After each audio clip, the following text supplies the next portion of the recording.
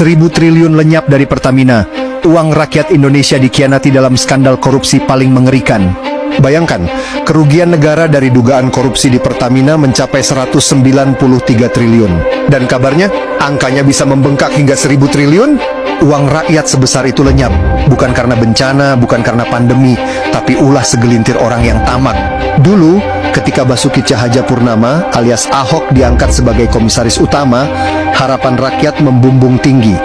Publik berharap birokrasi bersih, mafia minyak rontok Pertamina jadi lebih transparan. Tapi apa yang terjadi? Skandal demi skandal meledak. Modusnya brutal. Pertamax dioplos dengan bahan bakar murah, pengadaan minyak tanpa lelang berjalan mulus bertahun-tahun. Semua terjadi di bawah pengawasan Ahok. Sekarang pertanyaannya, dia benar-benar nggak tahu atau pura-pura tutup mata? Sulit dipercaya seorang komisaris utama tidak mencium bau busuk sebesar ini. Dan yang lebih mencurigakan, begitu skandal mulai terkuak, Ahok tiba-tiba mundur di 2024. Alasannya, katanya karena politik. Benarkah? Atau cuma cara licik untuk kabur dari tanggung jawab? Sekarang Kejaksaan Agung bergerak. Semua yang terlibat akan diperiksa. Rakyat butuh jawaban. Skandal ini bukan sekadar angka, ini soal keadilan. Jangan diam saja, bagikan video ini biar kasusnya nggak tenggelam. Begitu keluar dari penjara pakai diangkat jadi komisaris Pertamina.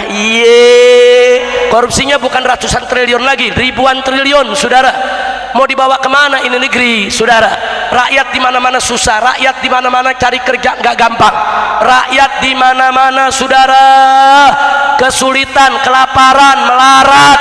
Seenaknya para pejabat korupsi triliun-triliunan, biadab, kurang ajar, brengsek. Ini nggak boleh didiamin, saudara. Begitu para korupsi tersebut harus, saudara, dihukum yang berat, harus dihukum mati. Setuju tidak? Kalau negara melindungi mereka, yuk rame-rame kita gelar pengadilan jalanan, semua koruptor kita seret ke jalanan, kita hukum mati di jalanan, saudara.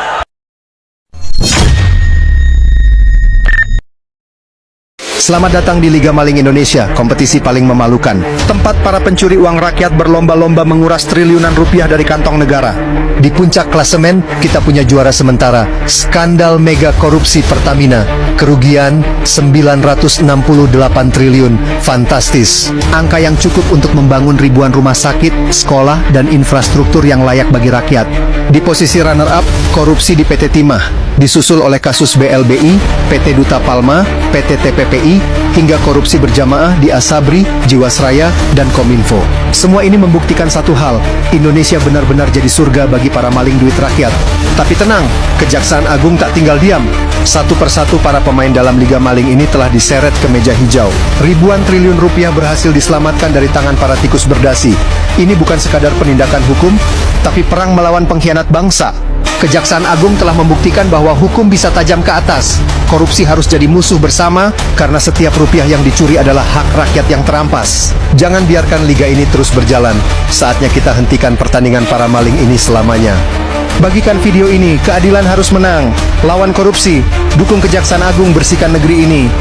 Selamat datang di Liga Korup Indonesia. Kabar mengejutkan datang dari tim pendatang baru yang tiba-tiba melesat naik ke peringkat 2 klasemen sementara. Usut punya usut, faktor yang membuat tim mereka melesat jauh ke peringkat 2 adalah para pemain yang sudah berpengalaman dengan gaji yang fantastis dan strategi yang bombastis. Ini akan membuat liga semakin seru. Kita lihat apakah tim ini masih bisa naik klasemen atau akan ada lagi nih tim pendatang baru. Kita nggak tahu, karena peluang dapetin trofeo masuk neraka masih sangat terbuka. Saya Sepia Hara, sekian dan salam olah rasa. Bongkar. Bongkar.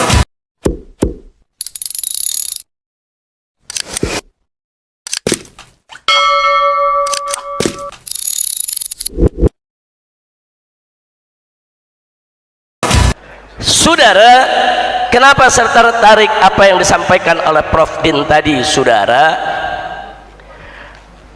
Karena memang kalau kita lihat dulu di zaman Orde Baru, saudara, ada korupsi, banyak korupsi, tapi korupsinya masih di kolong meja. Korupsinya masih di kolong meja. Masuk era reformasi, ternyata korupsi tetap ada, saudara. Bahkan naik tingkat, korupsinya mulai berani di atas meja. Korupsinya di atas meja. Begitu masuk orde brengsek, mega-meganya dikorupsi, dibawa pulang tuh mega semua ya. Kira-kira paham nggak? Paham nggak? Nah kalau udah begitu jadi brengsek nggak? Brengsek. Nah kalau bicara kebrengsekan ini saudara, bicara soal cawe-cawe, ini lagi ngetren ini istilah cawe-cawe. Apa sih artinya cawe-cawe? Hah? Ikut campur. Ini bukan tuduhan, bukan, si brengsek sendiri yang ngaku. Betul. Jadi kalau nanti ada polisi nyalain lu Habib jangan fitnah, dia yang ngomong, bukan gua fitnah. Betul, dia yang ngomong, dia ngaku dia mau cawe-cawe. Betul. Saya hanya mau mengingatkan si brengsek ini bukan baru sekarang cawe-cawe saudara. Kami sudah menghadapi cawe-cawenya semenjak pilkada di Jakarta. Bagaimana dia menggerakkan semua instrumen negara saudara untuk membela seorang penista agama. Betul saudara. Kalau ketika itu saudara tidak ada aksi 411 atau yang dilanjutkan dengan aksi 212 saudara, dengan izin Allah, Allah menangkan kita semua. Kalau tidak ada 411, tidak ada 212, si penista agama tidak akan pernah diproses hukum saudara. Loh, saya berkali-kali kok bertemu dengan Kapolri, saya berkali-kali bicara langsung dengan Kapolri. Kapolri nggak berani untuk memeriksa si penista agama tanpa izin si brengsek. Lo paham ya? Paham? Apa ya? Nah sekarang saya mau tanya, penista agama dibela, dilindungi, dijagai, nggak mau dihukum, brengsek tidak? Jujur semua, brengsek tidak? Terima kasih Pak Din, istilahnya cakep tuh. Alhamdulillah saudara, alhamdulillah umat Islam bersatu, turun aksi 411, turun 212 saudara. Sekalipun si brengsek ini sudah mencoba saudara, berusaha dengan berbagai macam upaya, tidak boleh diperiksa, tidak boleh disentuh, jangan dipenjara, gak boleh masuk pengadilan, tapi kehendak Allah berbeda ya ikhwan. Uridu turidu walakin Allah fa'alu lima yurid. Saya punya keinginan, Anda punya keinginan, tapi yang berlaku tetap keinginan Allah subhanahu wa ta'ala. Siapa yang maha besar? Siapa yang maha kuasa? Siapa yang maha perkasa? Takbir, sallu ala nabi. Enggak sampai di situ saudara, begitu si brengsek ini lagi diadili secara tidak tahu diri, dia cawe-cawe si penista agama mau dijadiin gubernur di Jakarta. Brengsek gak tuh? Brengsek gak? Ini orang lagi berperkara saudara, urusan penistaan agama. Umat Islam lagi protes dari mana-mana se-Indonesia, sampai ada aksi 411 212 dengan tanpa punya rasa malu saudara. Dia cawe-cawe, dia satukan beberapa partai besar saudara, dia turunkan berbagai macam konglomerat, duit miliaran triliunan dikeluarkan supaya si penista agama bisa menjadi gubernur Jakarta saudara. Ini namanya cawe-cawe. Betul? Betul? Nah sekarang orang lagi pada ribut, oh ini ada yang cawe-cawe, lu baru tahu, kita udah ngalamin dari dulu. Betul?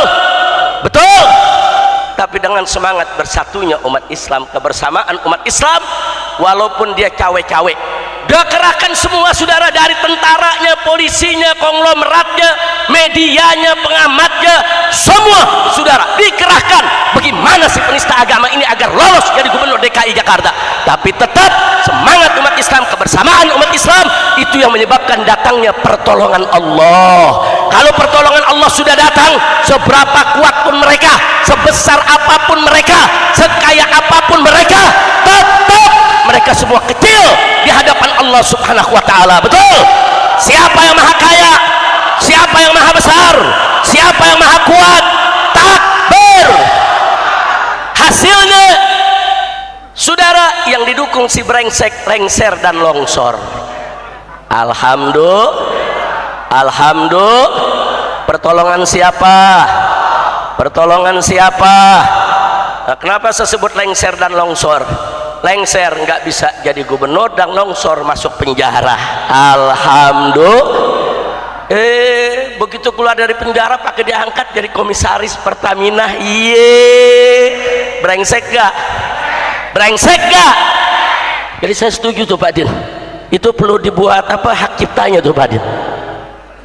Ini brengsek saudara, memang dari dulu sudah brengsek. Dan lebih brengseknya lagi, setelah dia kalah dia tidak terima. Para tokoh dikriminalisasi, habaib dikriminalisasi, ustadz dikriminalisasi. Saya, gak usah cerita, 17 perkara. Masya Allah, brengsek tidak? Brengsek tidak? Brengsek tidak? Lo tahu kan siapa brengsek? Jangan lu sebut nama, besok tuh penjara. Kira-kira jelas gak? Saya tanya, brengsek gak? Akhirnya saya dengan keluarga hijrah ke Mekah. Alhamdulillah, enak di Mekah saudara. Pengen ini sih gak usah pulang lagi. Lu sih suruh gua pulang semua. Karena sampai sini gua di penjara. Begitu gua di penjara lu gak bisa tengokin. Ya ayo jujur, ayo lu bisa nengokin gak gua di penjara? Gak bisa. Makanya kalau gua lagi di Mekah lu jangan suruh gua pulang. Masya Allah, akhirnya saudara selamat di Mekah, semua Allah berikan penuh keberkahan. Tapi ada aja yang ganggu saudara, yang pakai nempelin bendera ISIS lah. Iye, ini kerjaan siapa deh? Si brengsek. Lah emang kerjaan siapa saudara? Semua kerjaan si brengsek. Sampai ada gerakan-gerakan intelijen saudara untuk mempengaruhi pemerintah Saudi agar menangkap saya. Saya 2 kali ditangkap di Saudi. Saya 2 kali ditangkap di Saudi dan 2 kali saya ditahan di Saudi saudara selama hijrah. Tapi alhamdulillah setiap penangkapan dan penahanan tidak pernah lebih dari 24 jam. Kenapa? Karena pemerintah Saudi teliti, dia periksa betul gak orang yang dilaporkan katanya teroris, katanya radikal, katanya ekstrim, katanya melarikan diri dari hukum. Saudara, begitu diperiksa nggak ada bukti, dilepas oleh pemerintah Saudi saudara. Nah, jadi Saudi nggak bisa main di setel-setel dari sini, tangkep tuh tangkep. Yeay, brengsek. Lu paham nggak? Anak kita mau pulang saudara, 3 kali saya mau pulang nggak bisa, terus dihalang-halangi, terus dikegah saudara. Brengsek gak tuh? Brengsek gak tuh? Sampai pulang yang terakhir, saya mau pulang yang terakhir, besok tinggal berangkat. Tahu-tahu hari ini saudara ada gerakan hacker dari Indonesia membatalkan seluruh pesanan daripada tiket pesawat saya dan keluarga, batal semua. Brengsek gak? Oh, kita protes, kita punya tanda bukti pembayaran, kita usahakan lagi, dapat lagi itu tiket dengan pesawat berbeda, jam yang sama saudara. Begitu berangkat ke airport, masuk semua anak istri saya saudara, tahu-tahu satu anak yang terakhir namanya nggak ada di komputer saudara. Terus dia mau kerjain bagaimana supaya tidak pulang saudara. Nggak mungkin saya tinggalkan satu anak di bandara saudara. Nah, ini kebrengsekan nggak sampai di situ. Begitu kita mau pulang kemari, berbagai macam cara dihalangi. Siapa menghalangi? Si brengsek. Lo memang itu menteri-menterinya kerja, siapa yang perintah saudara? Siapa yang perintah? Bagus, udah apal lo, udah fasih ngomong brengseknya. Alhamdulillah. Begitu kita pulang sampai di Petamburan saudara, tahu-tahu saudara ada oknum Pangdam nantangin perang dari Monas sana. Kami tantang FPI perang. Nah, FPI nggak punya senjata, lu nantang perang. Lu kasih senjata baru lu tantang perang. Betul takbir. Kalau FPI bersenjata, milisi bersenjata, silakan tantang perang kapan saja, kami ladeni saudara. Betul takbir. Kita nggak bersenjata ditantang perang. Ada jenderal bintang 4 saudara nantangin juga, kami akan tangkap Habib Rizik, kami akan bubarkan FPI. Wow. Kenapa? Lagi ngejilat si brengsek. Supaya apa? Supaya diangkat jadi nomor 1 di kepolisian saudara. Tahu kita semua saudara, inna lillahi wa inna ilaihi raji'un. Saya tanya, kondisi-kondisi seperti itu brengsek tidak? Brengsek tidak? Oh, nggak puas sampai di situ, saudara, ngadepin saya nggak berani. Foto saya baliho dimusuhin. Tahu loh, jenderal brengsek. Betul. Loh, kenapa dilakukan itu? Buat ngejilat, saudara, supaya dapat pangkat yang lebih tinggi dari si. Lu paham nggak? Kayaknya dari tadi lu banyak yang nggak paham. Ngerti? Paham? Nggak sampai di situ, saudara. Ada pasukan elit tentara dikerahkan ke Petamburan. Namanya Kopsus, Komando Operasi Khusus. Ini bukan sembarang pasukan, saudara. Ini pasukan paling elit di Indonesia, saudara. Isinya, saudara, orang-orang terbaik, prajurit-prajurit terbaik. 1 dari Kopassus, Angkatan Darat. 2 dari Marinir, Angkatan Laut. 3 dari Kopasgat, Angkatan Udara, saudara. Prajurit-prajurit terbaik dimasukkan dalam pasukan elit, dikerahkan ke Petamburan. Saya bukan soal dikerahkannya, tapi baca SOP-nya, baca aturannya. Kopsus tidak bisa digerakkan oleh siapapun, termasuk Panglima TNI. Yang bisa menggerakkan Kopsus hanya Presiden. Itu SOP-nya, saudara. Ada urusan apa itu Kopsus dikerahkan ke Petamburan? Lu mau perang? Ini Petamburan, bukan pertempuran. Betul? Pertempuran di Papua. Betul? Tentara kita dipotong-potong di Papua, marah gak? Prajurit-prajurit kita dibunuh di Papua, marah tidak? Kirim pasukan ke sana, perangi mereka. Bukan datang ke Petamburan, Nah, jadi kalau ada pertanyaan kenapa itu semua terjadi, saudara, ini namanya sedang cipta kondisi.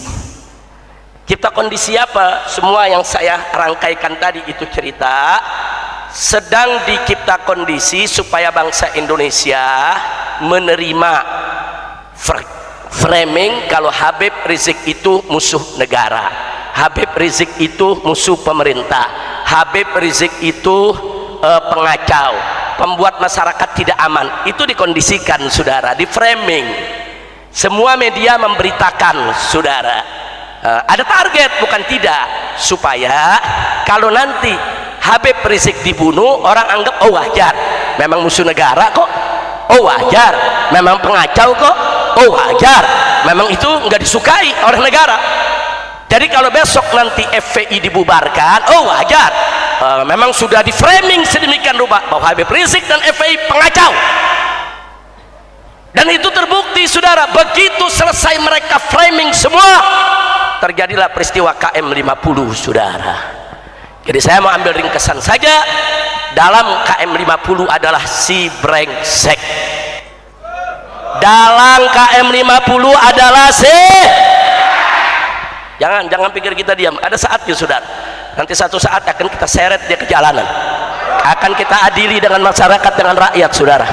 Nyawa dibayar dengan nyawa, darah dibayar dengan darah.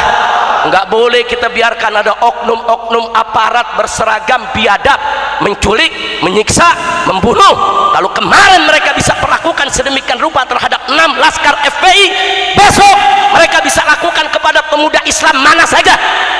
Bisa terhadap saudara-saudara Anda, bisa terhadap kerabat Anda, bahkan bisa terhadap diri Anda sendiri, saudara. Dan pembunuh tersebut sampai hari ini masih berkeliaran. Setiap saat mereka bisa culik orang, siksa orang, bunuh orang tanpa dihukum. Maka itu, saudara, sekali lagi saya nyatakan sejak awal bahwa saya dan kawan-kawan menyatakan perang dengan semua pembantai KM50, saudara. Takbir, siap perang lawan mereka, siap habisi mereka. Semua para pembantai KM50, saudara, cari mereka, kejar, hajar, sikat, habisi. Takbir, dimanapun mereka ditugaskan, saudara. Sekarang mereka disembunyikan, dikirim ke daerah-daerah. Enggak, jejak mereka tidak akan pernah hilang, saudara. Saya nyatakan sekali lagi, saya umumkan perang terbuka terhadap seluruh pembantai KM50. Takbir. Dan si brengsek akan bertanggung jawab, saudara. Enggak boleh dibiarkan saudara. Jangan selama ini kita diam, kita sabarin saudara. Oh, dipikir kita nggak bisa melawan saudara. Bisa. Ini semua umat Islam, kalau saya mau tanya, diajak melawan kepada para pembantai KM50, siap tidak? Siap tidak? Takbir. Makanya berkali-kali saya tantang, hei para pembantai KM50, termasuk para jenderal berbintangnya yang ada di sana saudara, kalau kalian gentleman, kalau kalian pemberani, kapan mau perang dengan kita? Sebutkan tanggalnya, sebutkan harinya, sebutkan jamnya, sebutkan tempatnya, berapa pasukan yang kamu bawa, kami akan bawa pasukan yang sama, ayo kita perang. Takbir. Jangan berbuat pengecut. Saya sedang jalan dengan istri, dengan cucu, anak-anak kecil saudara, ada 17 lebih wanita yang ikut dengan kita, lebih dari 10 bayi yang ikut dengan kita. Mereka sergap di jalan tol saudara. Yang mereka incar memang mereka mau bunuh saya kok. Mereka ingin ciptakan kecelakaan, belasan mobil yang mengejar kita saudara. Mereka ingin ciptakan kecelakaan di jalan MPZ, jalan tol sebelah atas saudara. Jadi kalau saya dibuat celaka, mobil terbalik, jatuh ke bawah, orang akan menganggap itu kecelakaan saudara. Wayamkuruna wayamkurullah wallahu khairul makirin. Mereka ingin berbuat makar saudara, tapi Allah saudara maha membalas segala makar, dan Allah sebaik-baiknya yang membalas segala makar saudara. Tapi memang peristiwa itu kita harus bayar mahal. 6 laskar FPI diculik karena mereka tidak berhasil mengejar kami, tidak berhasil menyergap kami, dan kami bersama laskar yang lainnya berhasil diselamatkan di satu tempat saudara. Nah akhirnya 6 laskar kami yang tertinggal di belakang, yang memang 6 laskar ini luar biasa perjuangannya untuk mencegat di sepanjang jalan MBZ. 2 mobil laskar itu saudara menutup jalan supaya mereka tidak bisa ke depan, tidak bisa mendekat saudara.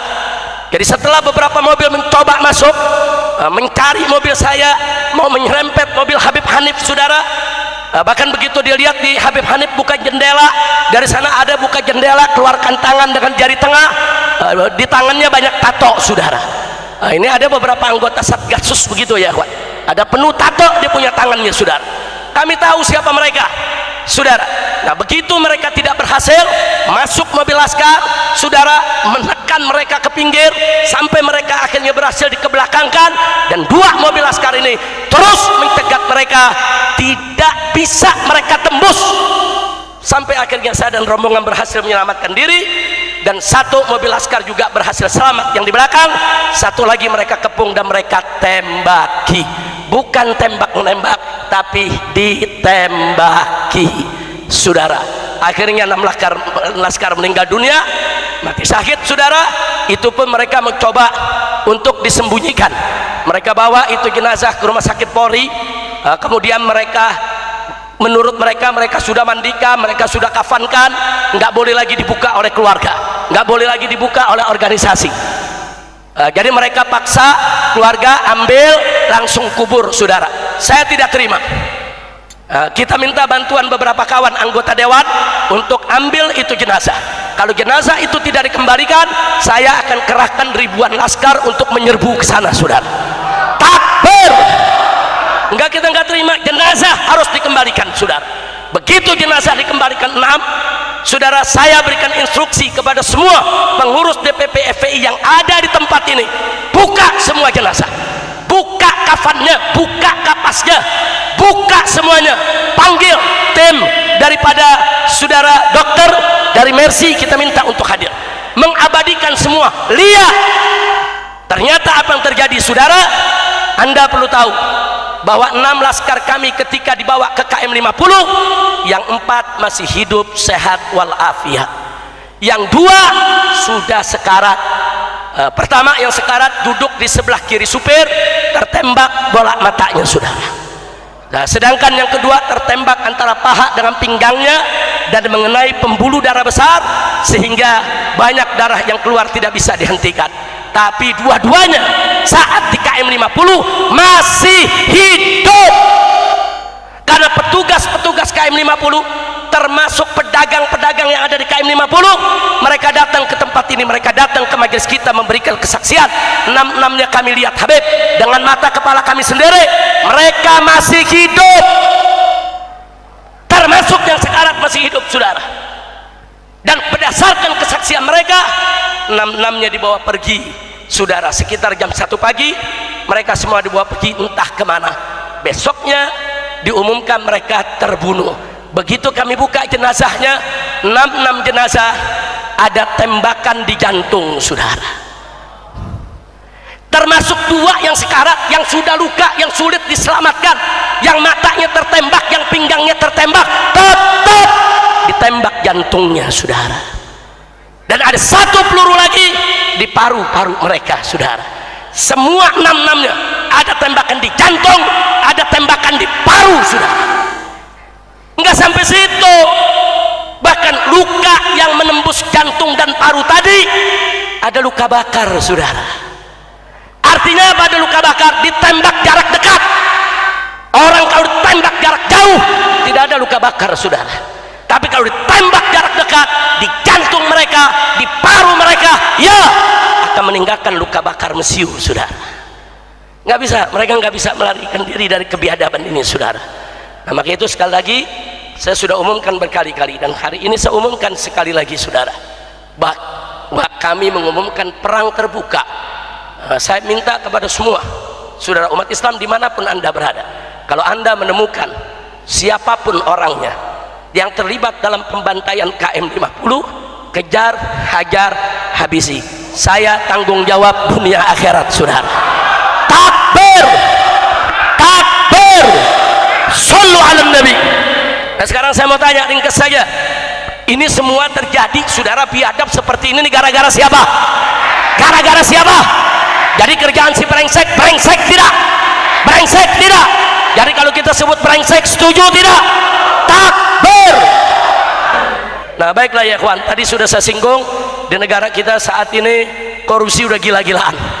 Ada korupsi nikel, ada korupsi emas, ada korupsi batu bara, ada korupsi tembaga, macam-macam korupsi, nggak tanggung-tanggung. Korupsinya bukan ratusan triliun lagi, ribuan triliun, saudara. Mau dibawa kemana ini negeri, saudara? Rakyat di mana-mana susah, rakyat di mana-mana cari kerja nggak gampang, rakyat di mana-mana, saudara, kesulitan, kelaparan, melarat, seenaknya para pejabat, korupsi triliun-triliunan, biadab, kurang ajar, brengsek. Ini nggak boleh didiamin, saudara. Maka itu para korupsi tersebut harus, saudara, dihukum yang berat, harus dihukum mati. Setuju tidak? Kalau negara melindungi mereka, yuk rame-rame kita gelar pengadilan jalanan, semua koruptor kita seret ke jalanan, kita hukum mati di jalanan, saudara. Setuju tidak? Takbir. Siap lawan koruptor, siap lawan koruptor, siap basmi korupsi. Takbir. Ya, saya minta ini para pemuda-pemuda kita, hari ini yang hadir lebih banyak pemuda ya ikhwan, catat baik-baik, jadikan korupsi sebagai musuh bersama, jadikan ketidakadilan sebagai musuh bersama, jadikan kezaliman sebagai musuh bersama. Siap tidak? Siap tidak?